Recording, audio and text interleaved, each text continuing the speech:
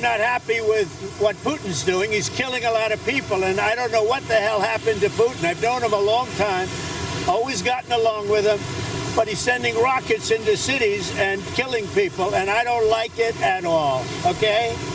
We're in the middle of talking, and he's shooting rockets into Kiev and other cities. I don't like it at all.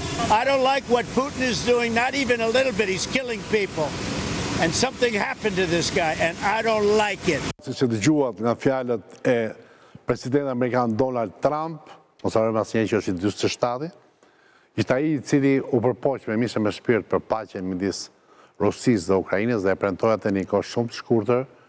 Negociatat vazhdojnë, gjithsesi, siç edhe pata I shpërthen dhe rrëfen me gjithë forcën e tij bospërqimin e thellë që ka ndaj Vladimir Putinit, që ka ndërmarrë për disa ditësh një sulm, po them një shi raketash dhe dronësh mbi objektivat civile.